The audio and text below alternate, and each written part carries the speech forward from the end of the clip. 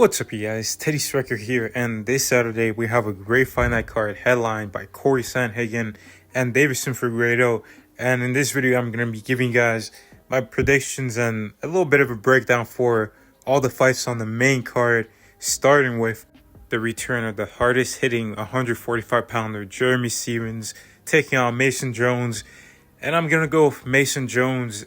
Jeremy Stephens, he's coming back to the UFC, coming in Iowa. It's his hometown and everything, but I feel like he is going to lose his fight. I think that he should have stayed in bare knuckle. I think it's going to be tough for him to transition back into MMA, and he's fighting a guy who's very well rounded. And I think that the mixing of the martial arts is what's going to win Mason Jones' fight. And Jeremy Stephens, he should probably fight a guy like Mike Perry and BKFC. I feel like there's still some fights there for him, but it's just a one-fight deal. So maybe he might get it done, but I don't think so. I think he is going to lose by decision. And then we've got Cameron Smotherman versus Siri CD. And I'm going to go with Siri CD in this one. I feel like he has got some good boxing fundamentals. He does get hit quite a bit, but overall he's got good striking, good pressure. And I feel like Cameron Smotherman, he's also got some good boxing offensively, but it's just sometimes I feel like his defense isn't quite there.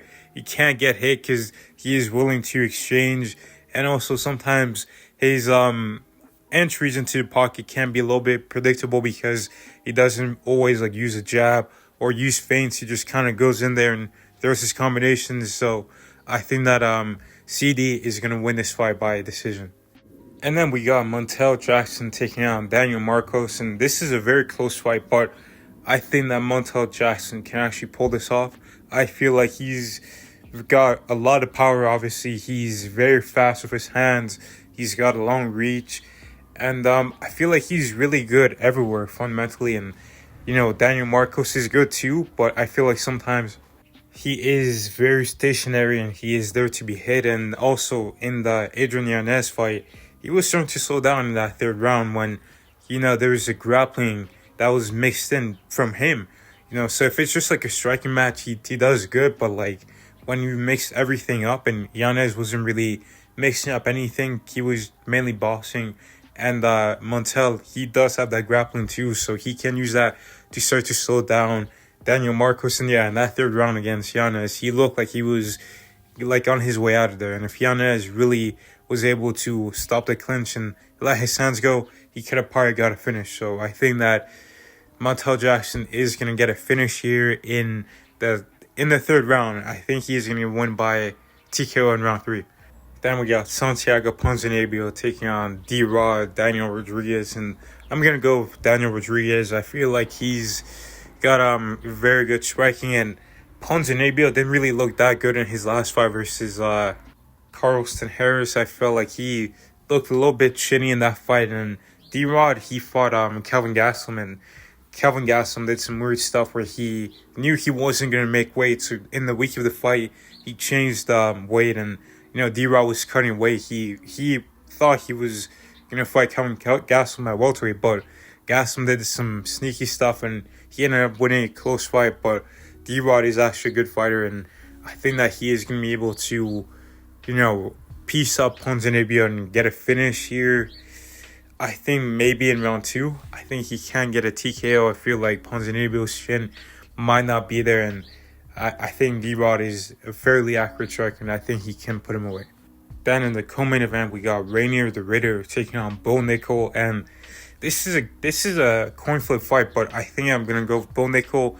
I feel like he's gonna be able to defend any attempts at getting the fight to the floor. I feel like if anyone is gonna get a takedown here, it's gonna be Bo Nickel, but I don't think he's gonna be wanting to mess on the ground with the Ritter. I think he is gonna strike. The Ritter is powerful, but Bo Nickel is too, and I feel like Bo Nickel is cleaner on the feet, but he is very open to kicks, leg kicks, body kicks, with just the way he stands. But he does have some good power and some decent boxing, so I think that can carry him to a victory here. I think he is going to win by decision, but I would not be surprised if he actually got it done with his hands. He does have some good pop in those hands, but I think he'll win by decision. In the main event, we got Cory Sandhagen taking on Deiveson Figueiredo. And I like Deiveson Figueiredo, but I feel like Cory Sandhagen is going to win this fight. Cory Sandhagen has some great striking skills. He's also working on his grappling, which has gotten a lot better. And he did really well against Umar Nurmagomedov. And I don't think Figueiredo's grappling is going to be that significant in this fight. I think he's going to have to strike, and I feel like he was very timid against Petr Yan.